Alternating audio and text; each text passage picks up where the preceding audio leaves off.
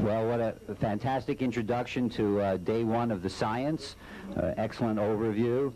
And now we're going to hear another equally amazing set of stories from Dr. Al Buick, who is going to talk to us about his experiences with the Philadelphia and the Phoenix experiments.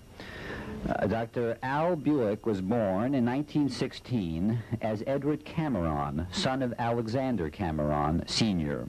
He was raised in Long Island. He attended Princeton University and later Harvard University, where he earned a PhD degree in physics in 1939. This is an incredible story. A few months later, he and his brother Duncan joined the U.S. Navy, were quickly made officers, and were assigned to the ongoing project called Project Invincibility at the Institute for Advanced Study in Princeton. After the disastrous test, which we're going to hear about, of August 12, 1943, he remained in the Army until July 1947, when he was removed, brainwashed of all of his memory, and then given a new identity, Al Buick, and a new family. He completed engineering school in 1958, got a BSEE degree, engaged in a career as a consultant engineer until 1988, when he retired. Dr. Buick is now researching the secret government projects, especially in regards to the Philadelphia experiment and the Project Phoenix, which we're going to hear about today. He's lectured all over the country, and today the title of his talk specifically is From Philadelphia to Phoenix, the Psychotronic Connection. I'd like to welcome Dr. Al Buick. Let's hear a round of applause. Thank you.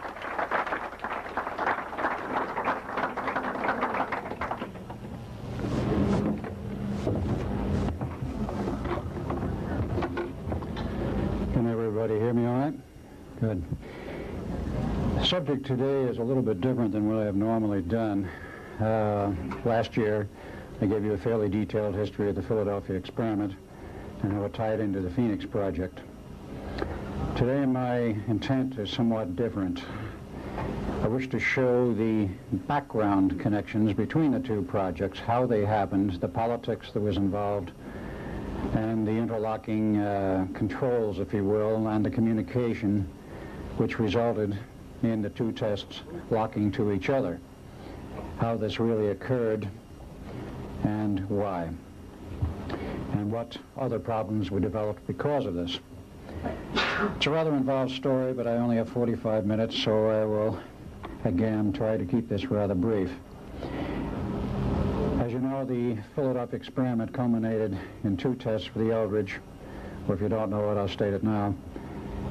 The original 22 July 1943 test for the Eldridge, which was bad enough in terms of the personnel problem, but did not lock up to the Phoenix project.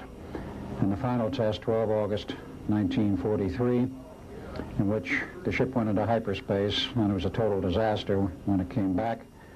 And the nature of that disaster actually was far greater than anyone realizes, and the potential was unbelievably bad. I wish to go into that and what happened and how it was averted.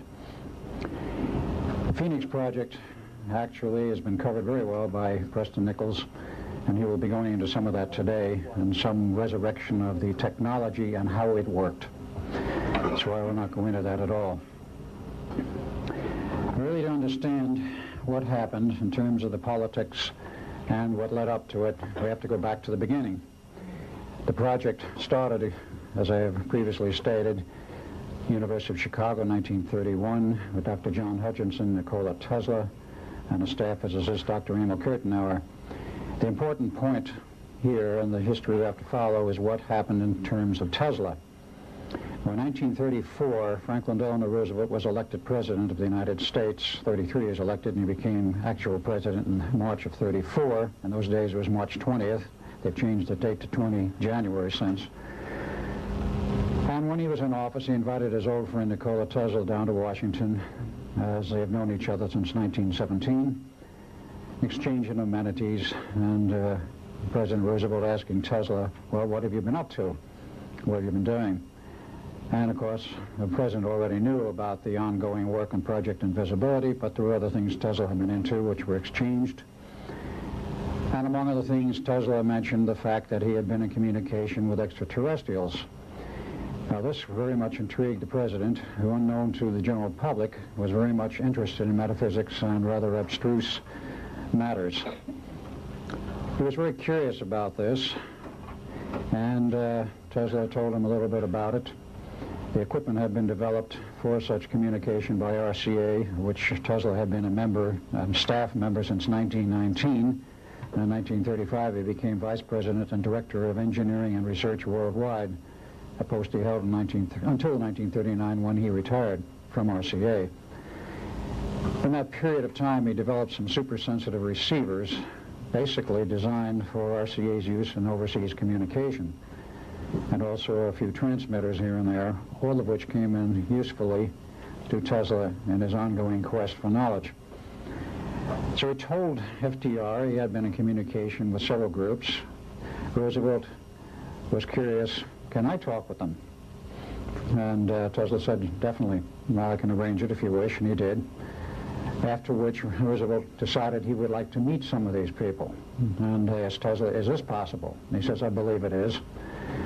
He said, there's two groups principally you might be interested in talking with. He says, if you have in mind making any kind of a deal, because at that time, as everyone knows, we were in the midst of a terrible depression, and Roosevelt was looking for some means to get out of it, to end it. In those days, he was perhaps a little bit more altruistic than might have been the case later.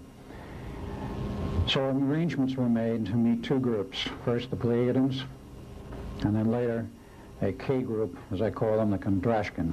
He met first with the Pleiadians. They gave a pitch as to what they might be able to do to help. He says, fine, but I want to talk with the other group first before I make a decision. So we talked with the second group and decided in favor of the second group. And the Pleiadians at that point bowed out. And as a matter of fact, went over to Nazi Germany and made a deal with Hitler, which we'll not get into because that's another long story, but it does figure in the background precedent to World War II and the development of German technology. So Roosevelt accepted their offer of help, in which they said they would provide some new industries and other things. 1938, an offer was made to set up the entire new industry called atomic energy, which of course we have today. President Roosevelt was very interested and very receptive to the idea. And he consulted with his various advisors in the military, and the military says, whoa, if you let aliens set up an industry like this, even though it's on our home turf, and they are in essence controlling it and know where it can go, what happens? We do not have true control over it. What's going to happen in the future? Will we become vassals or slaves to them? The military advised against it, and Roosevelt turned his mind against it and so advised them, and they became upset and says, well, there's nothing else we can do for you, and disappeared into the woodwork. Well, in those days, of course, we did have intelligence apparatus, but it was not anywhere near as efficient as today, and they did not have all of the niceties of spying, which we have now. So by 1940, Roosevelt was becoming very concerned. Where have these characters gone? What are they doing? They quite literally vanished as far as we could determine, or I should say the president and the staff could determine. He says, what are we going to do about this? Well, somebody came up with a bright idea. Mr. President, why don't we go out and find some of those psychics that are running around here and see if we can find some really good ones, and maybe they can tell us where they are and what they're doing. The president said, fine. Harry Bennett, who was then the president's right-hand advisor, was appointed the task of finding some good psychics and setting up a secret organization. He did. That organization, founded in 1940, later became known as the Psi Corps. Very important for many reasons. It has been, until recently, the backbone and mainstay of some very high-level spying operations and intelligence on which many agencies have depended. Now, that organization in its infancy in 1940 was set up by hired psychics who could prove they had their stuff and they together and knew what they were doing and could prove it. And they were given new identities and put in a secret warehouse in Arlington, Virginia, at least initially, and went about their tasks. Whether or not they ever found any missing K people, I don't know. But that organization expanded. It was set up to be a permanent organization, and of course Harry Bennett had to look for a man to head it up and organize it, train the people, and set up a total program. They found such a man in late 1940. He was hired in 1941, and he set up the training programs. And from that point on, they were looking basically for pairs, identical paired twins, which were ideal for the type of training they were doing, mostly male, some female pairs. And if they couldn't find them as time went on, they did use computers to computer match, but this came much later. Eventually, the CIA was formed. They took over the organization, and that was in 1947. About 1950, NSA came into being, and they inherited the Psych Corps, and it's been under control of NSA ever since. So what did they really do, and what function did they serve? As time went on, and they expanded, and they did expand into about 50 operating pairs at their peak. They were perfect spies. They could penetrate virtually anything on this planet. And of course, after World War II was over, they were very interested in what they could do in terms of spying on Russia. Perhaps unbeknownst to us at first, the Russians also set up their own group, and there were several groups set up in other countries, but I'm only concerned with what happened here. The man who was chosen to head this organization up and actually remained its director until he retired in 1984 was a gentleman by the name of Emil P. de Costain. Perhaps some of you have heard the name. I know a few people have, but very few, because he was very much undercover. He was born in 1900. A very unusual thing I found out about him, which hardly anybody knew about until after he retired. He was himself a walk-in by guess who? The K Group. So if you want to do some spying on the organization that's spying on you, take over the directorship. And they did. Important for a reason, because of what it led into in terms of the two experiments.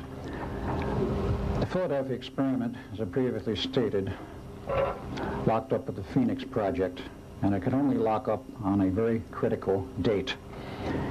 And that critical date was the 12th of August, 1943, and the 12th of August, 1983. Theoretically, it could have locked up in 1963, but there was no ongoing experiment at that time, such as the Phoenix Project, which was required. Dr. John Van Neumann was, of course, the second and final director of the Philadelphia experiment. He was also the first director of the Phoenix Project when it came online after the war, and it went through several phases. But the important phase of the Phoenix Project was from 1975 through 1983, when they developed the capability of time travel and the time tunnels, as Dr. Carl Sagan liked to call them, the wormholes in space. Wormholes in space and time. They had the capability, and it was fully functional. Someone had to know, in order to get these two experiments on either end to lock up, that there were critical dates in which it would work, and the rest of the years in between it would not work. And someone had to communicate this information to both ends. And this is the thrust of my discussion, and what happened, and why this whole thing locked up, and what some of the mechanics of, and technology of time is all about. I have a few slides I will add and put in here a little bit later, but I want to get into some more of this material first. The director of the Psych Corps himself was obviously a psychic. And he went on through the period of time, and because he was a member, in essence, of the K Group, and most of your aliens have the capability of time travel, they knew what was going on at both ends. I've stated in the other prior lecture, and I'll have to state it again, the real purpose of the two projects, quite aside from the patent scientific advancement which was desired by our scientists here in the United States and on Earth, was the purpose of locking these two projects up for a very specific reason. The very specific reason was to provide a rift in space-time 40 years wide, and floated there long enough to let some very large spaceships through from another time frame dimension. Now, in 1947 onward, the K group was pretty much lost. And came 1954, there was another group which came into purview of the government, and that was, of course, the Greys. There was a series of UFO crashes in New Mexico in 1947, 48, and 49. I won't go into them in detail. But because of that, the government sent a call out through the vast array of radio telescopes in New Mexico, a call for help into outer space. We have an alien here. We don't know what to do with him. He's ill. How do you take care of him, et cetera, et cetera? Is there anybody out there that knows who he is and what you do with him? The government got an answer. It took a while, but they got an answer. A group of small ships showed up in about 1953 with some Greys on them, and then there was an exchange of ideas and thoughts, and some hostages went both ways, with a promise of return in 1954, which the Greys did do in very large numbers, landed at either Edwards or Holloman Air Force Base, or both. Eisenhower disappeared out of Palm Springs on one of his golfing weekends to Edwards, met with the aliens, and signed an agreement, a non-interference agreement, in which we agreed not to interfere with each other's civilizations, and there would be an exchange of technology. Well, the non-interference agreement didn't last very long because it became very obvious to our government that the Greys weren't keeping it, and what exchange of technology took place was not perhaps all that was expected. The important point was that our government agreed to provide bases for them underground, some 75, full underground railroad system. Construction started in 1959. But the Greys came in very large numbers. We don't know how many. The government perhaps does. It's estimated now that probably in excess of 1 million. And the very large ship that came in went into orbit around Earth, and they provided shuttles down to the surface of the Earth. They could not have gotten through without that rift in space-time. Now, they were here. Other groups were here. There was a group from Orion. They actually were in charge of, in many respects, not formally, but in charge of the scientific development of the Phoenix Project. Therefore, they knew what it was capable of. They helped set up the science and the technology, and they also knew of the critical dates. The dates of 12 August is actually the function of the Earth's biorhythms. The Earth has a series of biorhythms, 4 of them, which, like the human biorhythms, do peak out once every so often. Nobody in our scientific community knew anything about this. It turns out, from what I've learned, that the ancients knew about it. The, let us say, the recluse lamas in Tibet and elsewhere knew about it. They do have a great deal of knowledge. And they knew that the Mother Earth is actually a living entity, unlike the rock science, which is taught to us in the colleges, and has a sort of consciousness, perhaps nothing we can understand. But nonetheless, as a living entity, has its own biorhythms. And those biorhythms, 4 of them, peak out once every 20 years. A window approximately a day wide, usually falls on the 12th of August, plus or minus a day, because our Gregorian calendar is not all that accurate. It misses 0.24 days per year, and once every century you have to add a year to correct the calendar. Nonetheless, that was known to these aliens. Now, Emil Costain was in the middle of this, and he had to provide a connecting link, and as did also the aliens. Where we were in 1943 with that test, we had no knowledge of any kind why that date, which was handed to us for the second test, the 12th of August, which was given to us as a drop-dead test, which came from above the office, the top office personnel, namely the Chief of Naval Research in the Navy Department. We knew the order came from beyond him, but at that time we had no idea where from. It came out of the little White House. There was 2 gentlemen in there who more or less had the knowledge and the communications. Harry Bennett provided the authority, and Dr. Costain provided the connection. And the drop-dead date was handed down on the authority of the White House to the Chief of Naval Operations that it must be conducted by or on the 12th of August. But the problems we had, the Navy knew, and those people knew, that Dr. von Neumann was going to delay as long as possible, and the final test would get as much time as possible. He worked around the clock trying to correct the problem because he knew he had a serious problem, and they could not correct it. In any case, they waited until the 12th of August, which was the desired slot. On the other end, we had the Phoenix Project. Now, what is the history, very, very briefly, of the Phoenix Project? Its hardware became functional about 1975 in the earliest phases. Preston Nichols has gone into this heavily in the past. And by 77, it was operational. By 79, all the changes had been made. And it was signed off as a functioning entity, a fully operational project in 1980, and it was functioning from that point until it crashed on the night of 12 August 1983, sabotaged. That, however, is not germane to this part of the story. On the 1st of August of 1983, something very unusual happened. Prior to that time, the operation of the station, the Montauk operation, Project Phoenix, had been on an intermittent basis, several hours a day, maybe 8 hours a day, once every 2 or 3 days, whatever they had going in the way of a project where they wanted to utilize the equipment, they used it, but it was never used on a continuous basis, day after day. On the 1st of August, an order came down through the channels that the station would be turned on and left operational continuously until further notice. That meant around the clock, and it was. Now, what did this mean? I'm going to first show you a few slides, and then I'm going to get into a little bit of, shall we say, whiteboard operation to show some of the aspects that are involved in terms of the time.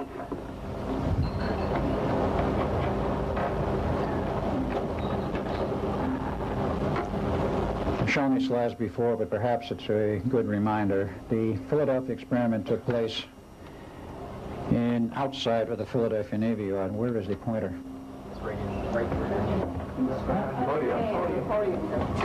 Ah, there it is.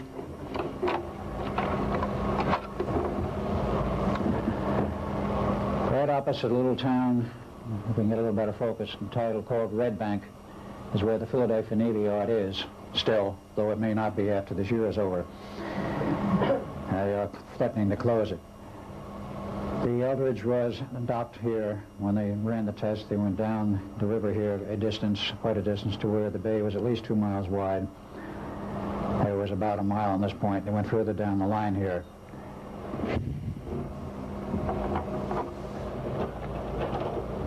This is, of course, a picture of the famous Eldridge, a file shot.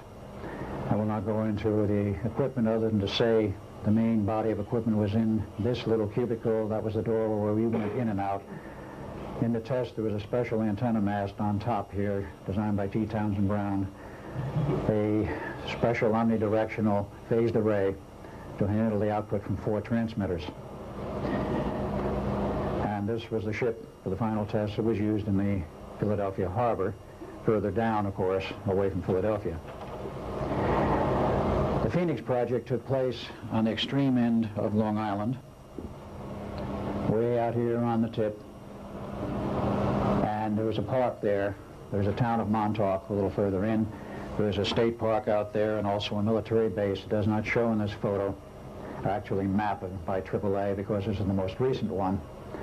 The earlier ones show the military base inactive. Fort Hero, in the extreme end, had been there since 1916, perhaps, prior to World War I, and was abandoned in 1986 after all the tests were over. But that was where the other end of the terminal, shall we say, of the 2 experiments took place, out here. And that was the Phoenix Project, the prime home. At one time, there were 25 operating ones. And that was the one that caused the lockup, the one that was primarily concerned. In case you haven't seen any of the photos, I'll only show 2. The main radar tower from the SAGE system, which was adapted and changed to the Phoenix Project. There's this, and that's what you see driving east from Montauk. It's a huge building and a tower with the antenna on top, which is 60 feet high and 120 feet across and weighs approximately 125 tons. And close up, if you get on the base, which is open, and you can wander out there if you want to, the do during the day. This is the tower, 8 feet, approximately 8 stories high, and with the antenna, the total height is about 150 feet, we estimate.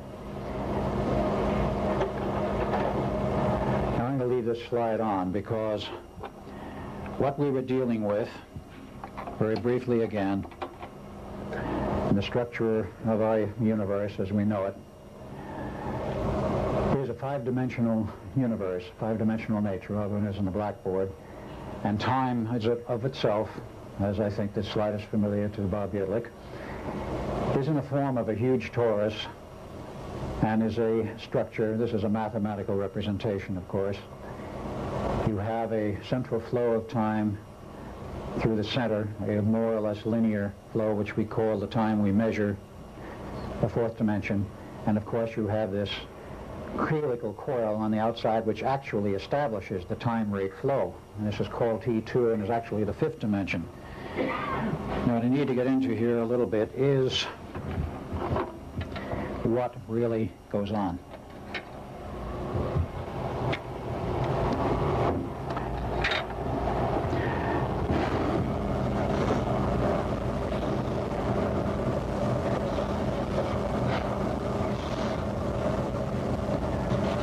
This is somewhat poorly done, but I'm not a great artist.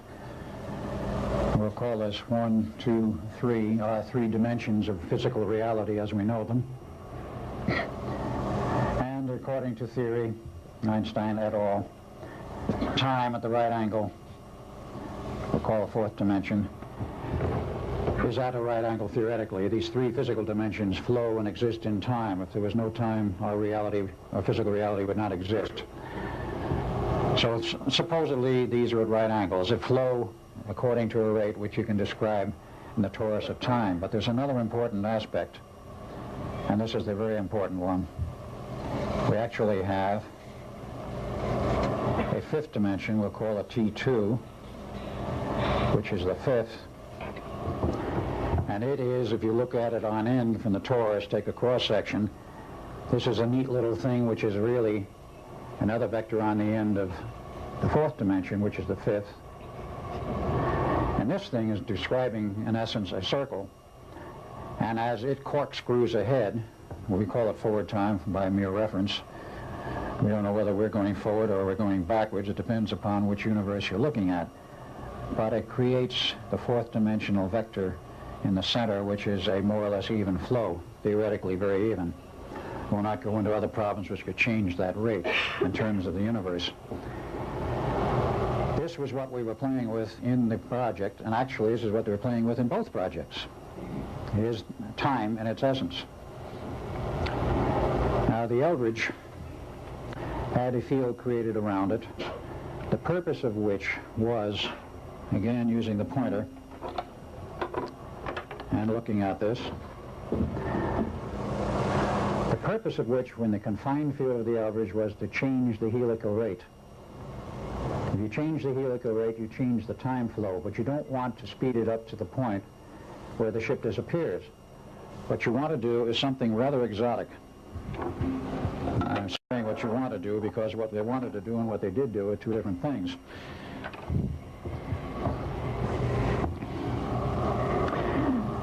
Speaking in terms of looking at an end of this, let's say this torus, our reality here, we'll call it reality 1. You have a second reality at 90 degrees, a third and a 4th, and you can even have a 5th. The second order reality is at 90 degrees. But you don't want to take the average that far in terms of the time element. You're rotating it around the torus, and what you do, you start pulling it around by speeding up the corkscrew, then you lock it at that point by going back to the normal rate, so that at 60 degrees approximately the Eldridge is optically invisible and radar invisible. If you stop a little before that, which is what they did in the final test, let's say perhaps 45 degrees, it's radar invisible but not optically invisible. Almost, but not quite. So you rotate it and you hold it in terms of what is within the field. What's outside, theoretically, you don't worry about. Well, that was the theory, and of course the aspect of this is very interesting, namely the Eldridge and the generators were creating a sixth-order field so that they could manipulate the fifth-order field, which was P2, or the second-order time. And we have five dimensions, if you will, five orders, however you want to express it, in our reality. And again, going back to what Bob said the other night, which is very neat, you have a sixth dimensional order, which is in isolation between the next five, which is the reverse universe, actually the contraturn matter. And if you go beyond the 11th, as Van Neumann knew, you then are in hyperspace and the 12th order. To get this project to work in terms of shoving the Eldridge into hyperspace and creating the bubble and creating the entire rift in time required a 12th order function. Now, the Eldridge was capable of a 6th order function, which would not do it. And I remember some of the discussions of Van Neumann after it was all over, as he would say, this was in later years, well, the Eldridge had a 6th order capability. The project here at Phoenix had an 8th order capability. Where did the other 4 orders come from? They came from a very interesting function. The Phoenix project normally could only produce an 8th order function, but it had the capability in terms of its memory systems and the actual network, the lattice of the LC networks, which are the energy storage networks, and the way they were designed, they could store etheric orders of energy. Because it was a 25th order network, could store up to 25 orders of energy, up to the 25th. By turning the system on and the station on the 1st of August and leaving it on continuously, approximately every 24 hours, because they went through the entire torus of time through plus and minus infinity, they added 1 order of reality. After 5 days, they were the 12th order. And by the 12th of August, they were well beyond, because they left the station on continuously, and of course hoping there were no breakdowns, which there were not at that point, thanks to Preston Nichols and his engineering. It kept running. Now, the other aspect which was unknown to us was, of course, the biorhythm problem. Let us go over to another page.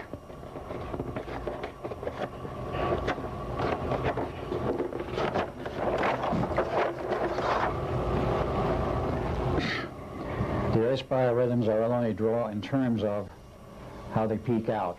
They produce literally a spike. 12 August, 12 August, 12 August. In 20-year intervals of concern to us. And also 2003. Here sat the Eldridge until it moved. And here sat the Phoenix project. It did not move. It was rather well anchored. And in the middle in '63, there's essentially nothing. There's another peculiar thing happens.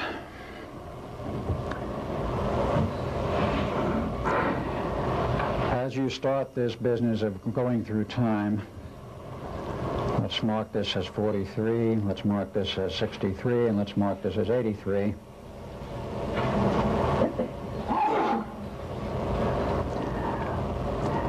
You are looking at it, and sidewise again, you're actually a full circle for the 40 years.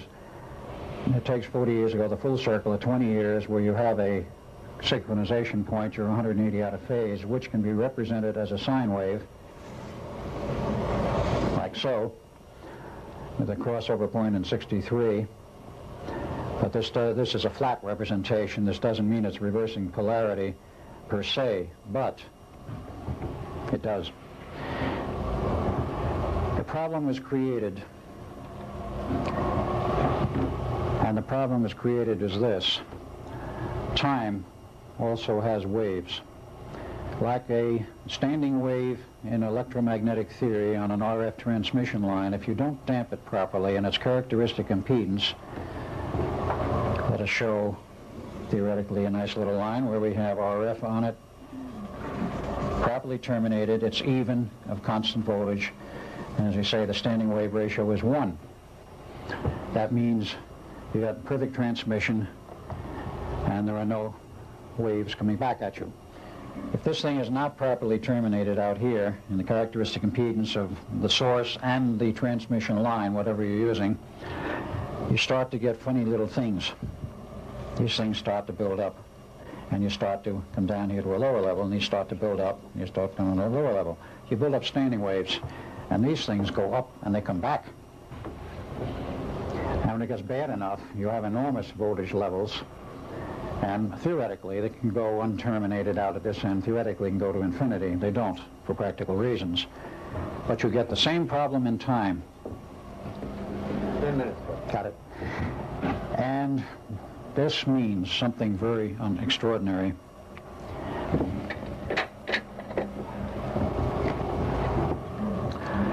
If you have standing waves in time, you will find that this time factor starts doing this. The standing waves produce a phenomena of standing waves which go back and forth, and if you start whipping through the 63 point, the crossover point, and create a reverse time wave, you then have, in the reality in which you're dealing, the artificial reality as well as coupled to both ends, and most particularly in the 83 end where the Phoenix project is, you can generate, and they were in the process of generating a reverse time wave. What happens if you have a forward and reverse time wave hitting the physical Earth at the same time? As I found out very recently, Dr. Van Neumann knew what the problem was and knew what could result. And they had to set up a special team prior to the critical date of 12 August 83 to handle the problem. Had they not found the correct team of scientists, there were 4 involved: Dr. Van Neumann, a second man whom I know but I will not give the name of because he doesn't want to give him, and 2 scientists from the future. Yes, I did say the future, because with Montauk they could go into the future or the past. They got a team together. They moved hardware to 1963 to provide damping, because they knew that if this thing was not damped sufficiently, at least to a critical level, to prevent the reverse time wave from hitting, do you have any idea what would have happened? They would have torn the entire tectonic plate structure of the North American continent apart, ripped off the entire top level of the North American continent, probably to the Rocky Mountains, to a depth of 500 to 700 feet. The ocean would have roared in, and we would have been back in the Stone Age instantly. That is what they faced, and that is what they had to prevent. And since I'm here talking to you today, they prevented it. Or we wouldn't be here, any of us. That was the problem they faced, and that is what they did correct. There was a code name for that project. The code name was Atlanticus Not Revisited. Rather interesting parallel. I'm sure some of you know the stories of Atlantis. They did successfully solve this, and of course the time rift was created without the additional problems. The aliens had what they wanted, including a stable Earth, because I'm quite sure they didn't want half of the planet ripped apart. Otherwise, what was their purpose in coming here? They wanted a viable planet with a society and civilization intact, which it still is. And that problem had to be solved and was solved. There are many aspects of this, and I'm not going to even attempt to go into math on this. In fact, I don't remember most of it. I think Preston could if he wanted to explain it mathematically. But this problem was solved. The whole thing was damped down, and these people disbanded. This was not a government project, believe it or not. It was privately done. It was privately run, and the people who were involved were non-governmental, and I question if the government even knew what was going on in that respect until perhaps when it was all over, or perhaps till now. That was solved, and consequently it went on, and the physical aspects of our reality remained intact. But here you had that problem. How did you get this whole thing to settle up and line up, and how did you get the communication? Without the extraterrestrials and without Dr. Costain, they wouldn't have been able to put the pieces together in that fashion, because the test on the 20th or 22nd of July of 43 with the Eldridge produced no oddball effects other than the fact they had serious electromagnetic exposure problems to the crew. The ship didn't disappear, nothing happened to it. When it came back on the 12th of August, 4 hours later approximately, the ship had some physical damage, and of course, with people buried in the decks and the bulkheads, they had a very, very serious problem they faced. That problem, in terms of the personnel, has been solved since. I do not know the exact technology in which they finally did solve it, but Van Neumann was requested in 1947 to go back and look at the problem and see if they could salvage anything. He did. He solved the problem. First, he had to invent a computer. The modern electronic computer is the brainchild of Dr. John Van Neumann. The Institute of Advanced Study, the first one built, perfected is perhaps not the word, but functional, in 1952, and a complete system involving a computer shipped to the Navy in 53 with another test on another ship. And I was not there because the Navy had decided it was time for me to disappear. And that test was very successful in 53, and they renamed the project, no longer Project Rainbow, but Project Phoenix. It was a big umbrella that covered many, many projects. Over many years, many generations of hardware, they did make it very practical. It is now on the B-1 and the B-2 bombers. It's on all the large carriers. The B-2 bomber, of course, being the stealth. And that system is totally functional without any apparent hazardous side effects. I was removed from the Navy in 1947. I knew too much, was learning too much from digging in the vaults of Los Alamos, and somebody with the communication up and down the line decided I had to go. But part of this problem and the damping out here from 43 to 83, as a Levinson equation state, there were standing wave ripples which go on for another 20 years out to 2003. This part had to be damped. We weren't concerned about the back end. So Duncan and I were specially set up and processed by whom I do not know and how I don't know. But we've been the stabilizing factors on this whole Levinson matrix, if you will, the time stability factor, which has kept everything stable. And after 2003, I guess we're not required anymore. Who knows what will happen to us by then. That was also part of the project called Atlanticus Not Revisited. I do not know what was done, but I do know it was accomplished. So I think we've fairly well covered this, and in a brief nutshell, the problems that were generated by those two projects were solved. Of course, Phoenix went down on the night of 12 August 83 from sabotage, and it's been out of operation ever since, though there is a new Phoenix at a different location, now essentially operational. The aliens knew what they wanted, they got what they wanted, and today we have a problem with the aliens that we'll not go into. I think that pretty well winds it up, other than to say my experiences have been put into a book entitled The Philadelphia Experiment and Other UFO Conspiracies. I do have a few copies upstairs on the table where Preston Nichols is located, and I also have a few left, I believe, in the bookstore, and they are for sale. If you have any other questions, I think I have about 2 minutes. I'll attempt to answer any questions at this point, and then I can answer questions later. A question? Yeah, gentleman, a lady back there with the glasses. Oh. If they have this advanced technology, what do they need us for? They need us for two things.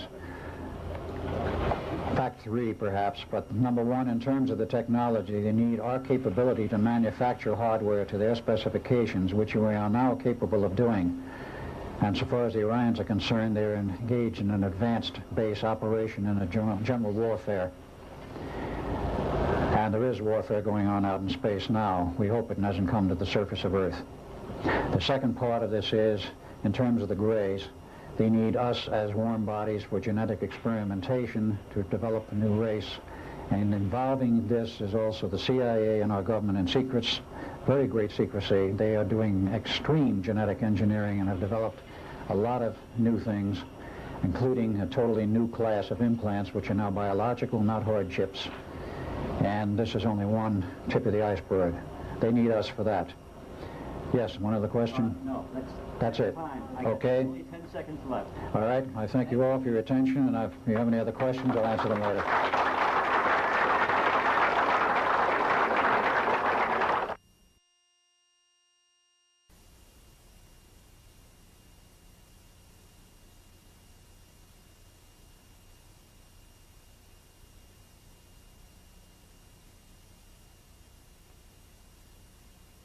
Okay, welcome back to the third lecture this morning.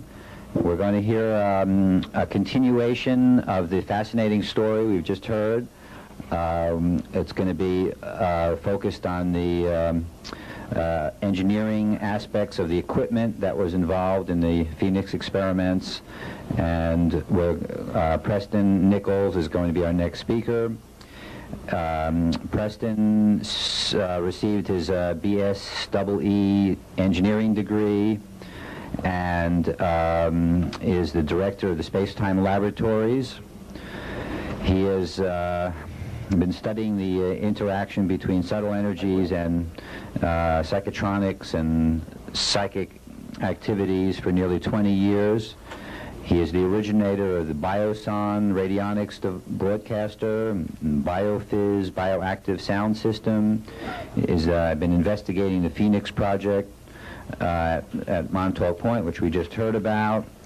And he's an old-timer to the psychotronics group here, and he's going to talk to us today about the specifics involved in the equipment that was used in the Phoenix project. Welcome, Preston Nichols.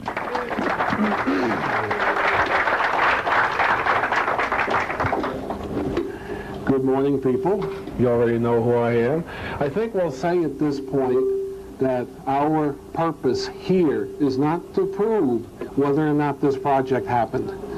What we are here is to discuss what they did, how they did it. Mr. Berlick already discussed very well what they did. So we'll go into the meat of it. Essentially, the Montauk project was a very large mind amplifier. That's essentially all it was. I have here a very simplified block diagram. You get back up on the platform and you get you. Well, the trouble is I'm having trouble seeing the diagram. Okay, go ahead. I can be right here. All right. Very simplified was essentially a transmitter. We had an input network, which was the Montauk chair, that's what we called it. Mr. Cameron, sitting over there in the red shirt, was the psychic that sat in the Montauk chair and fed information into the computer system. The computer system essentially processed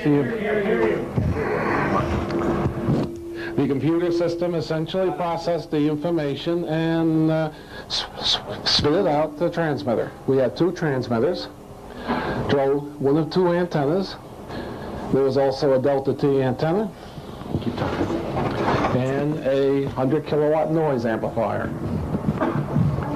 This was the basic outlay of the Montauk system. Nice feedback.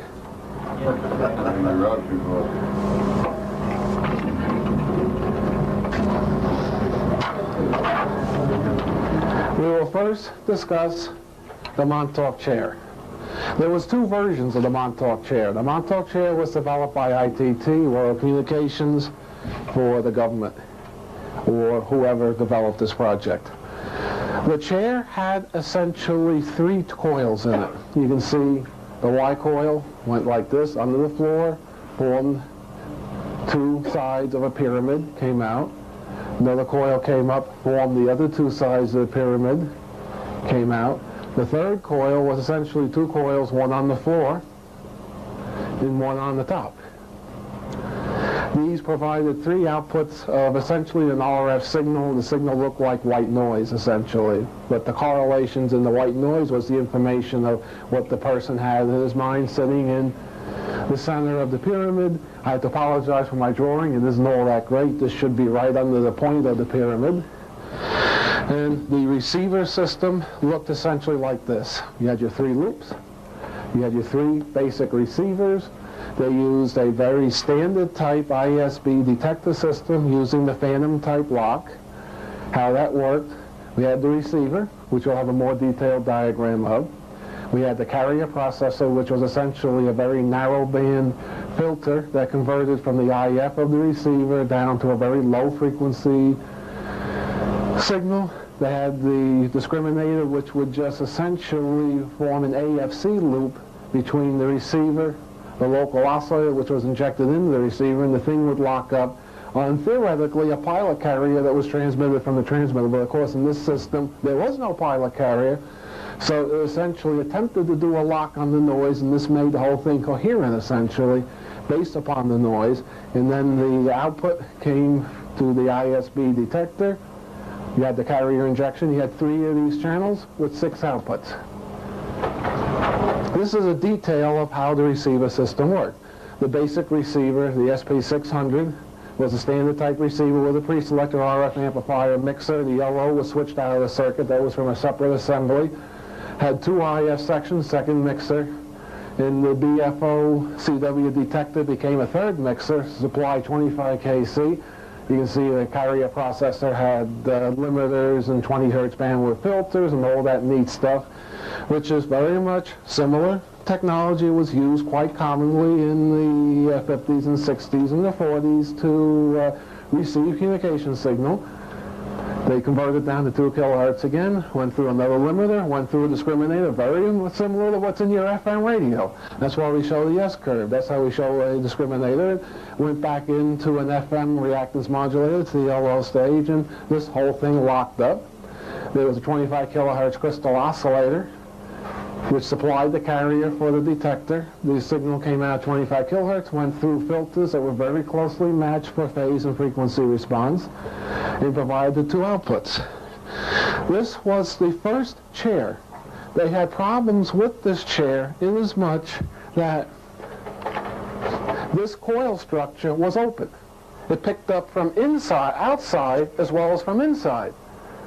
They had to locate this chair at Southampton, which was about 15 miles away from Montauk, so it wouldn't feed back to the transmitter. The thing would feedback, lock up, and cause all sorts of problems. So they had taken the output of the Cray 1 computer and microwave linked it over to Montauk. Of course, if you had any sort of little time glitch, reality glitch go through the microwave beam, this thing was spitting back information at such a rate that it sent the whole system into oscillations and caused all sorts of problems.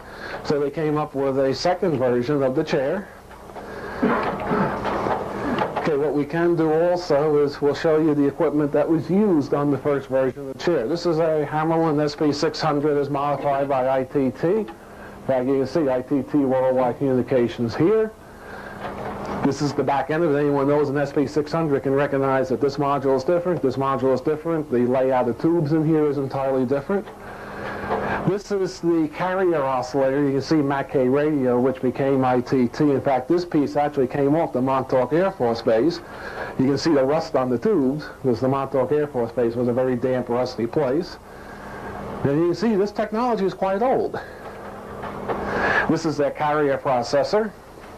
There's the very narrow band filter. You can see this also came off the Montauk Air Force Base. Of course, the SP600 receiver I still use. These I don't use. In fact, I haven't even fired these things up because I'm a bit afraid to plug these things in. There might be a lot of smoke. This is the discriminator module. Of course, what's on it? ITT. I'm sorry. And this is the upper-lower sideband detector. Of course, what's on it? ITT. This is the back end of that with all the ancient tubes. You know, those are those glass encased FETs. This is essentially what the first chair system looked like.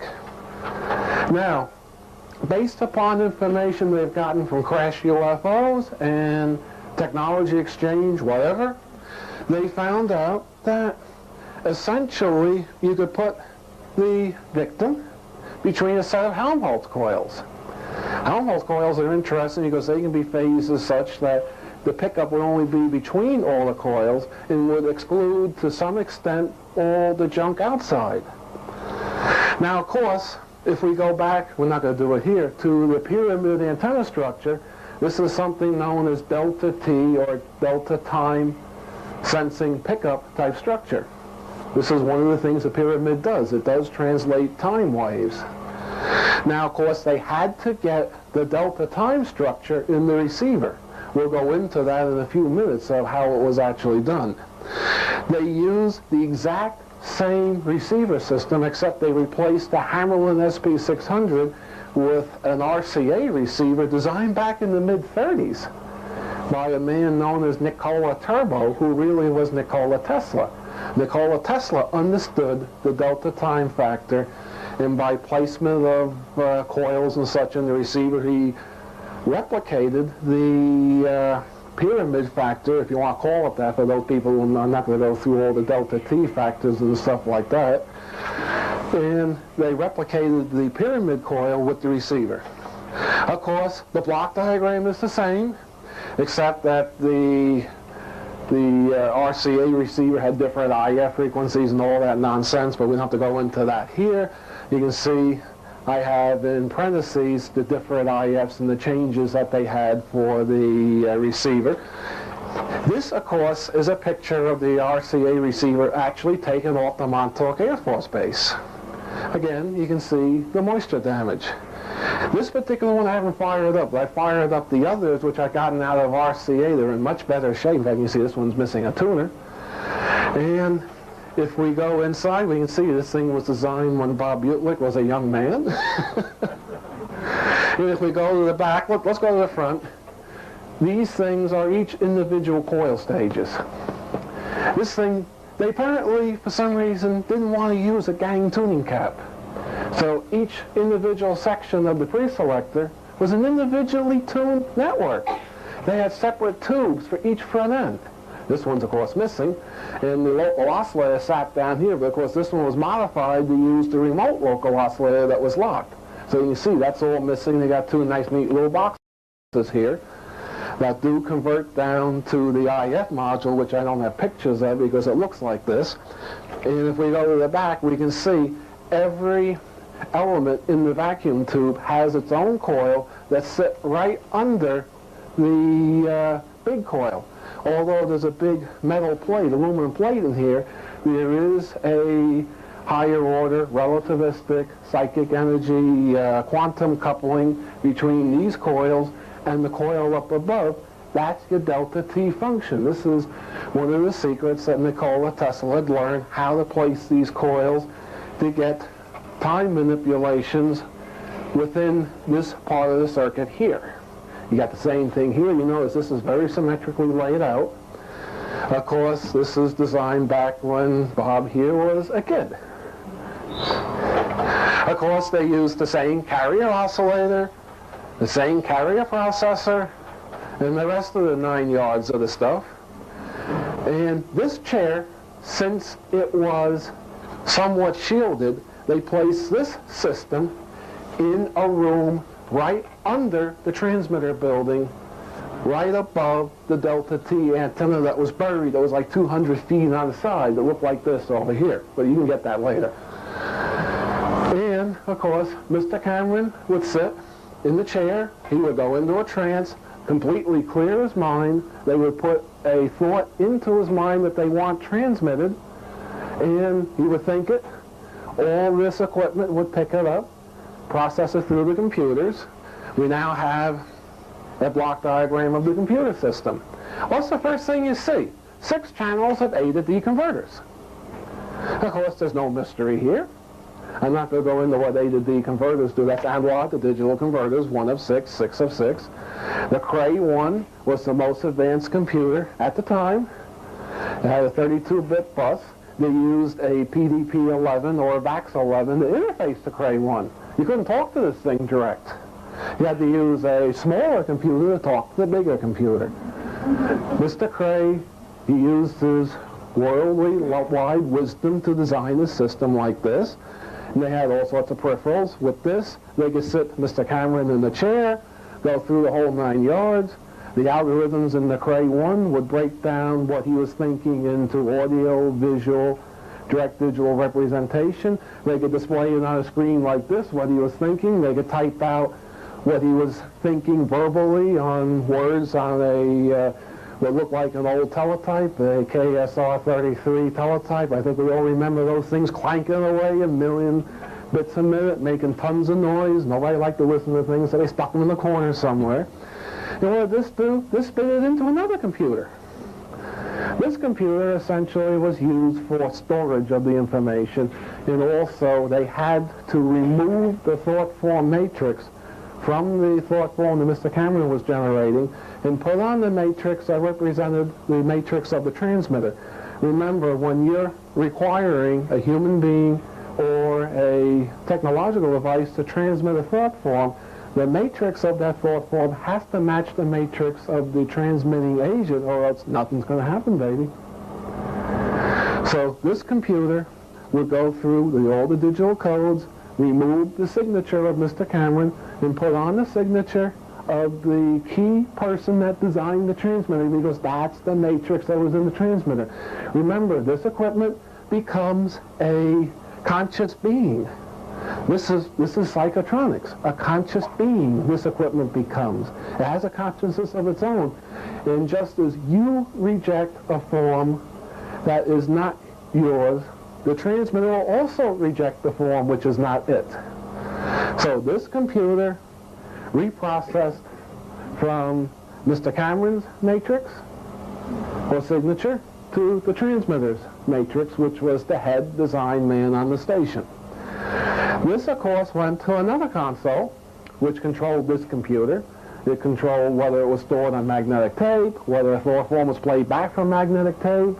An IBM 360 had big magnetic tape. It wasn't until later on they got the disc packs, which were about yay by yay, but still they were magnetic. That took in double precision 16-bit bus. It generated a 16-bit signal. I'm sorry, this was 32-bit. It generated a 16-bit signal for this very specialized semi-analog digital computer designed by AIL, division of Cutler Hammer. Of course, I used to work for AIL, division of Cutler Hammer, and recently got laid off. And I went looking for information on this computer, and all the print numbers and such, they're listed on file, but there's no prints available, there's no titles listed at the number, they're listed as blank. Skip these numbers. That's quite interesting. And when I started to inquire, security went up like a rocket through the roof. You're not supposed to inquire about stuff like that. Well, the thing's very hard, Montauk Point. This thing will go from that end of the room to that end of the room. Lots and lots of vacuum tubes. The thing was a forest of 6080s. The thing had this huge big canister in it which had electrical acoustical quartz delay lines, which turned out to actually you can generate a consciousness in those darn things. I still don't fully understand it. And 16 bits of data went out. We got 17 lines of individual pulse modulations. This is where we differ from a radar transmitter. Also, the transmitter controlled the antennas, what was going on with the antennas, where it was pointed when they were using the directional antenna, or it would switch to different phasings and the different dipoles on the big stick that had about 30 or 40 odd dipoles on it. I never could count them. I'm not going up on the top of that tower to count the dipoles on the antenna. I'm crazy, but not stupid. And we go back to the transmitter. Notice we've gone here, we've gone here, now we're going to go here. Notice they got two of these monsters. They got two of these 100 kilowatt transmitters. This is now a block diagram of the transmitter. The basic signal is essentially a heterodyne type setup. What's interesting about this is the stalo, which is a huge chassis with 5 crystal oscillators on it, electronically switched, means they can switch to 5 different frequencies. This is important for the Levinson transform. That was a function where you could translate frequency deviations to time deviations. It was delta F with respect to delta T, using differential equations and such. And I've seen the mathematics, and I don't want to go into it here.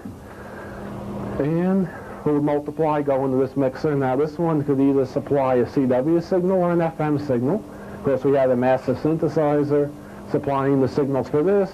They had multiple mixers. They came up here finally with 425 to 450 megahertz.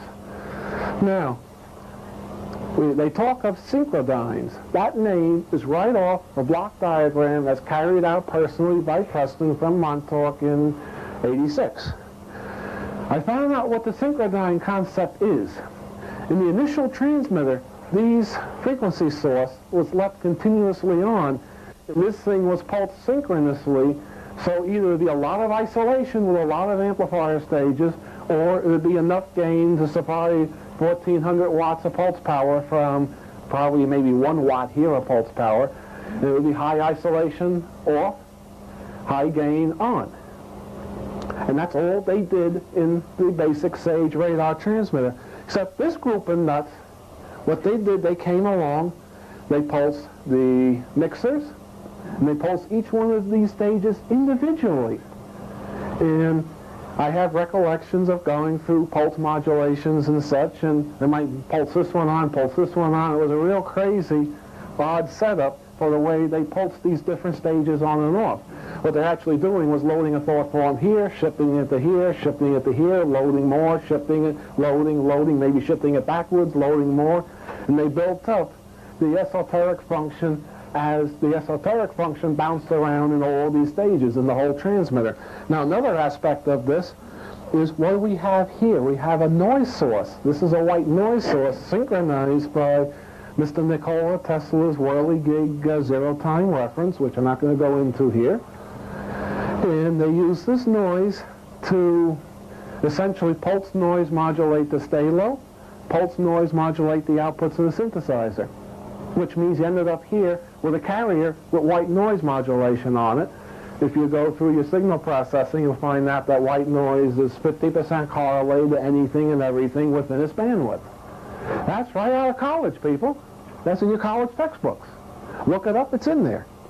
Which means this signal now is coherent to itself, and it's also coherent to hyperspatial functions, because white noise essentially comes out of hyperspatial functions. If anyone wants to debate that, I'll debate that with you later. And of course, they had the zero-time reference, which synchronized the white noise function. So at this point, they started to build the thought form within the pulsed signal. Of course, there's still no output here. They then split it and sent it to the other transmitter. The other transmitter was just this group here. You know, the pulse modulators and the 3 IPAs and the PA. At that point, it went into this IPA number 1, boosted to 7 kilowatts, went to IPA number 2, boosted to 75 kilowatts, went to IPA 3, boosted to a megawatt, went to the final amplifier, which is a first cousin to a magnetron known as an amplitron, which is essentially a backward slow-moving wave structure oscillator, which anyone's interested in, I can explain that to you what it does later. And goes through its different isolations, goes through the band limiting filter so this thing doesn't spread to hell and go on and back and wipe out every TV on Long Island and wipe out every radio on Long Island. You know, this thing spread as far and wide. And then they produced 12 megawatts here. They lost a megawatt in the isolator. It means you had to water cool this. They lost another megawatt in this filter. That was water cooled.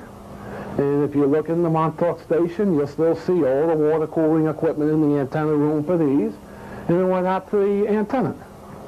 Of course, these stages are individually pulse modulated also. So we had 14 pulse modulation points in this transmitter. Of course, the human lattice structure is based on 7s, 14s, and 21s. It's the magic number 7 again. And they built the thought form by pulsing all these stages, and they did some weird ways of pulsing. This is essentially how the transmitter actually worked. As I said, I'm not going to go into very deep technical detail here. Anyone interested in it can see me later, and we can go much deeper into technicalities of this. I'm trying to give you people an overview of what this did. You can get the tape and the paper, and this will all be in it, and you can study the block diagram and such. What do we have here? Pictures again. That's the stay-low. I apologize, it's a terrible picture. The camera went kaflooey. This is the best of the 2 pictures I was able to take. This is 5 channels of crystal oscillators, multipliers, some are other amplifiers. This chassis multiplied it and this is their noise source chassis. You can see this noise source essentially is a noise tube fed into a very wideband, high-gain IF strip, and at this point you got tons of noise. The bandwidth on this is maybe about 10 megahertz. And all this stuff here was a synchronization from the 30 hertz sine wave they put into that port there, and they took the noise out of a port here. This, of course, is the synthesizer that drove this, which is the FM oscillator, and this is the first mixer in the system. Use a power stage at 101 megahertz, and this thing provided all the frequencies for this oscillator and all that other good nonsense. This also was modulated by the white noise source, and this chassis also, one of these stages, is pulsed by the white noise source. It's right there. There's one of these ports over here that goes through amplifiers here that pulses these. But these tubes, if you look closely, not in this picture, you'll see these tubes are added later. And they just pulse one of these amplifiers. Remember, this frequency generator chain was essentially in the old stage transmitter on continuously. They used a synchrodyne to get the on-off effect. Because when you start up a crystal oscillator, it starts, slews up the frequency and stays there. They wanted to be able to pull out a pulse which was exactly on frequency at all times, and switch from one pulse, one frequency to another frequency, and always be on frequency. So all these oscillators here and these crystal oscillators here had to be up and running continuously.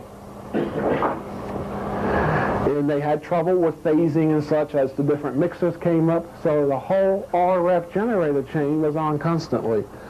Although this mixer in the Montauk project was pulsed. They didn't care about the phase, apparently. This is your final mixer. This, of course, has a 3CX100A5 tube in it, which some may recognize as a 2C39 from World War II. That's that nice little White House triad that puts out 100 watts. Then we go back to our block diagram. We now will look at the synchrodyne. This is 8 stages, each one 3CX100A5s or 2C39s. And voila, there they are. 1, 2, 3, 4, 5, 6, 7, 8. People, they had these nice, expensive ceramic iMac triodes in here. You can see where they blew air through them. Each one of these has an air input and an air output. And this thing sat there, and this built up at least 50% of the thought form in these boxes. These are cavities. You know, TEM mode cavities. These darn things. Now, these were 7214 Ceramo-Lock pentos, which are about that big around and about yay tall, had rings on the bottom for the electrodes. These sat in cavities about yay long and about yay square, and had huge fans blowing them. They had 2 of these. This thing, this tube is 6952, looks like a robot. That tube is about yay big around, has a round section like a flying saucer, about yay thick. It has things sitting down that you connect to it. It has 2 legs sitting down for the water cooling, 2 legs going up for the water cooling. It has the plate on top, and the thing actually looked like a robot. That was this stage here. That thing put out either 50 kilowatts CW or a megawatt of pulse power. That's a lot of power, people. This, of course, was waveguide at this point. You'll put this into a coax cable. You've got so much voltage in the coax cable, you get any of Albiolic standing waves. Of course, they're not Albiolic standing waves. Folks, that's right out of your college textbooks. That's out of your tech school textbooks. If you had a standing wave problem, you could sit and watch your coax cable explode. I think we've all seen coax cables explode from SWR. That drove this big thing, which we'll have pictures of later. All these stages were removed from the Montauk site. I'd love to know what they did to these stages. This is one of the things we don't have. We're assuming that these stages look like these stages, just bigger. I'm not sure. Because both screen rooms that had all these stages in them were gone. screening rooms there. There was nothing in them.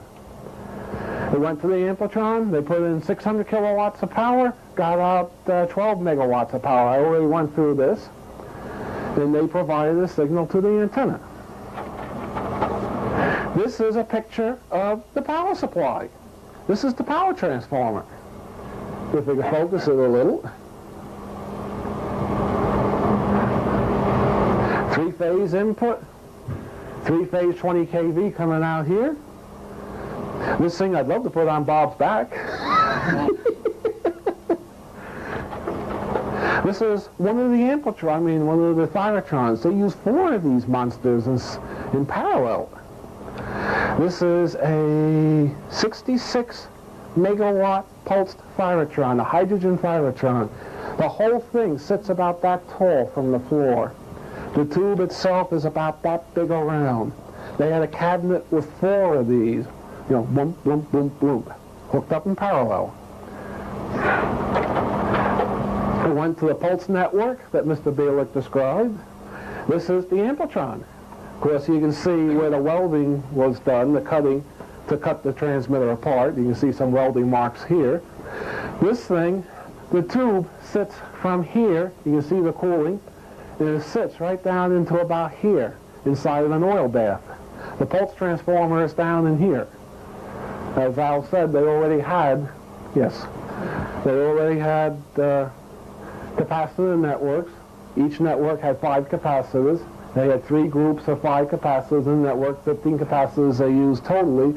And it was a typical type pulse delay line, with inductors in series and capacitors to ground. They charged up the caps and then shorted the one end of the line and dumped the other end into the pulse coil. So much for the transmitter. This is a picture of the building this transmitter sat in. This is a 100-foot by 150-foot tall tomb or a monolith from 2001. You can see some of the antenna up there. And this is the 2 floors. You can see some cooling that the transmitter sat on. They had cooling tower standing outside this thing. They had a field of pole pig transformers sitting next to it. They fed this thing with over 2 megawatts of power. The generators in the power station, they were pumping at least 2¼ megawatts into this thing. I'd love to know where all the heat went. Must have got hot around there. I really remember it was hot. We're now going to discuss the antennas. Can we focus again? The first diagram I made said overall blotch diagram. So I had to fix it. Oops. Great. I fixed it, the block diagram. They had 3 antennas at Montauk. They had 2 above ground antennas and the Delta T antenna below ground. What they actually did was they used the reflector to reflect out away from the subject the burning rays, the microwave oven rays. The etheric component, being it doesn't know any solid matter, passed right through the reflector, and essentially the etherics went out parallel with the gain horn feed, as the gain horn would send it.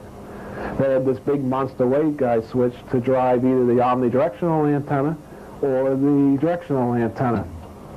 They also sampled the pulse from the final pulse-forming network and fed it into the windings of a Delta T antenna.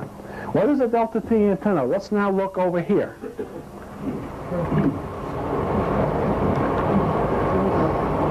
This is a Delta T antenna. How do you make a Delta T antenna? It's easy.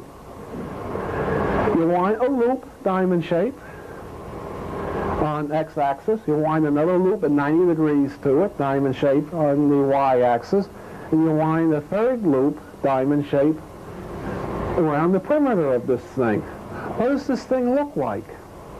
Here up is one pyramid. Here down is another pyramid. This is 2 pyramids, base to base, one pointing up, one pointing down. You build up a thought form in here with the XY loops using the correlated white noise. It will grab the thought form and rotate it. It will spin it into a cylinder, and as that cylinder is rotating, it has to bend time to get the rotation.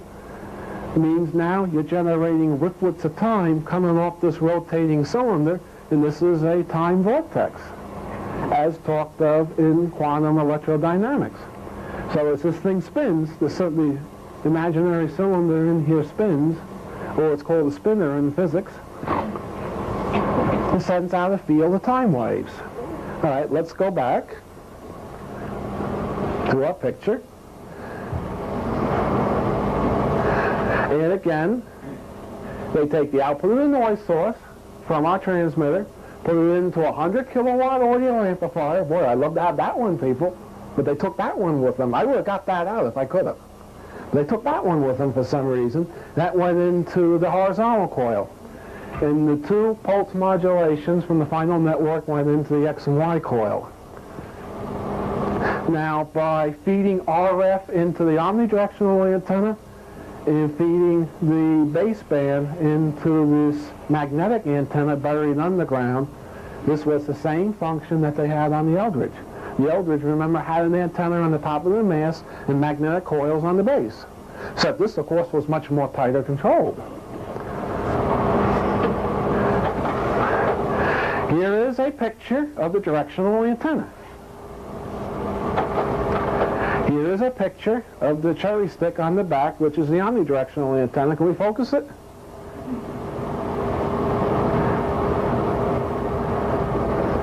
We can see a lot of 2-inch coax cables going into this thing. There's a phase array box. There's all sorts of relays in there. I wasn't brave enough to go get those out, or to go up here and take this. That's still there. And you can see dipoles. There's 3 on each side. 1, 2, 3, 4, 5, 6, 7, 8, 9, 10, 11, 12. 36 dipoles was in this big cherry stick. Of course, we have a picture of the Delta T antenna for the videotape. Now, we have a demonstration here. This is my own edition of the Montauk system. The CD player, or the mind amp source. You can find out information on the mind amp by looking at tapes from the Chicago conference, or you can get my paper on the BioFist, which explains the mind amp. The quantum correlator is essentially an analog computer that correlates the ones and zeros. It goes to the amplifier chain, drives the XY coil. Then we have a noise source going to the Z amplifier, driving the Z coil. Now, this is very quickly our surplus store. So much for that. Now let's have our demonstration, the fun part. I'd like to have 4 volunteers from the audience to come up and just sense, get a feeling of what this is doing. Yes, ma'am?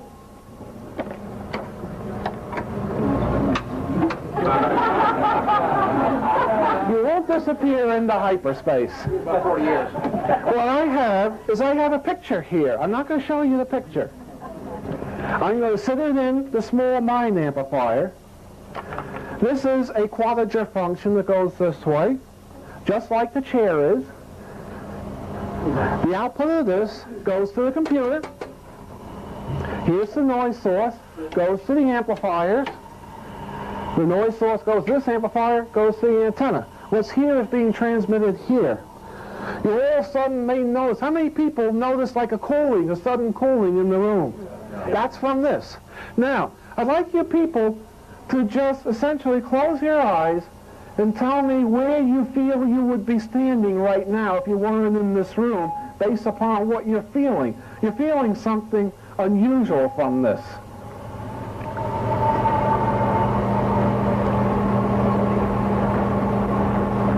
Everybody in the audience, I think, is beginning to feel the cooling. Okay, ma'am, where do you think you would be? Standing at a table. There's something at a table there, it seems like. Okay, sir, what do you... Same place I am right now. Okay, sir. Fresh maybe is driving in a car somewhere. And you, ma'am? In a field. In the field. What's in the field? Grass. What else do you pick up? Trees. Yep. What else? Plants. Mm-hmm. What else? Dirt. Yeah. What else? Rocks.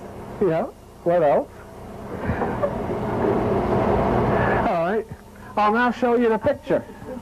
Somebody said water in the audience. Here, can we get it on camera so everybody can see it?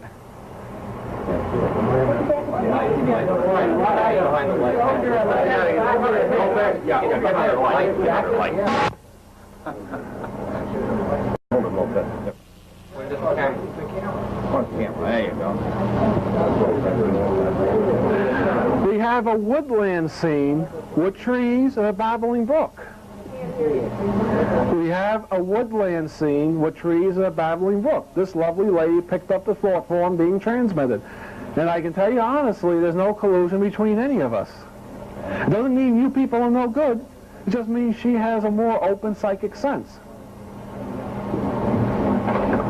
That finishes the lecture demonstration. Let's now go to question and answers. You get it on the camera good, sir?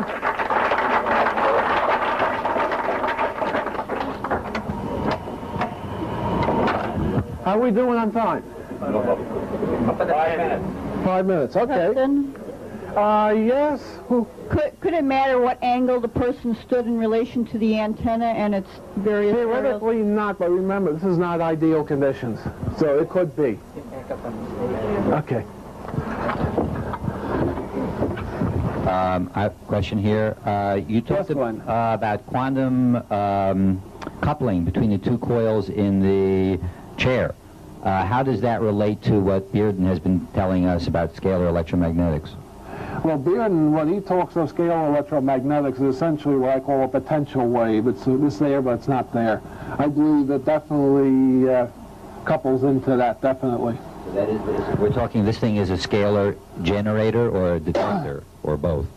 That term, scalar. Well, I mean, I use that term because of our, Scalar has colleague. become a catch-all for anything that's non-Hertzian. It's a non-Hertzian pickup. Preston, Beverly. anybody sitting in the chair, would they have an experience of time travel or anything like that happen to them? That's the first thing. And the second question is, were there the future scientists that our previous speaker spoke about, do you know who they are by name or occupation?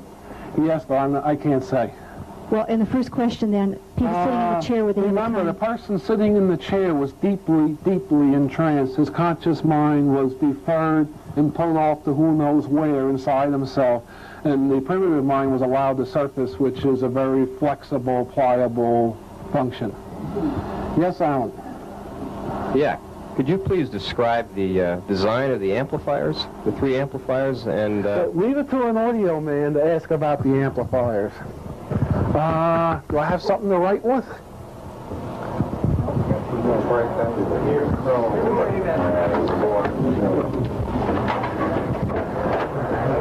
It's a very interesting design. It's what's called a distributed line amplifier. This is a design that goes back to the year 2, this amplifier. What it is, it's essentially a delay line, a coil, with capacitors to ground. I'm going to show you a 3-section version. They terminate the line, put in the signal, and then you have 3 amplifier stages. This is an old-style way of getting broadband amplification. I read a number of descriptions that describe this line as differentiating with frequency, and the one closest is either the highest or lowest of the band, and the next one is the next part of the band, and you got another part of the band. Of course, what do? They sum this thing the same way. Output with the capacitors.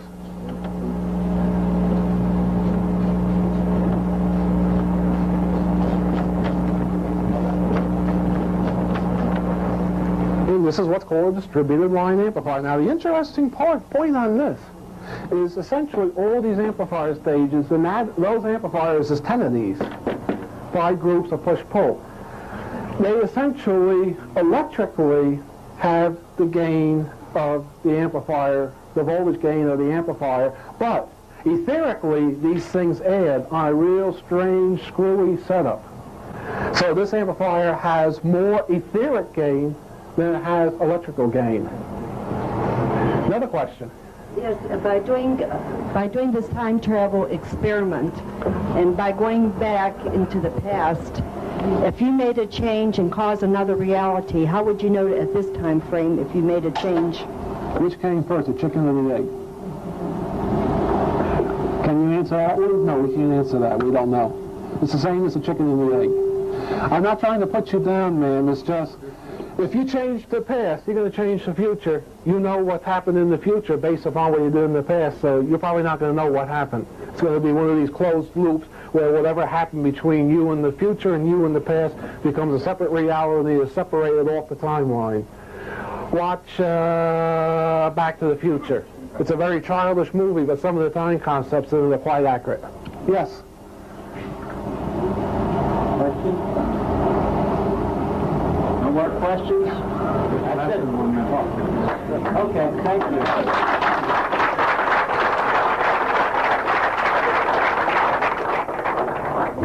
I'll be around to answer more questions. Get out.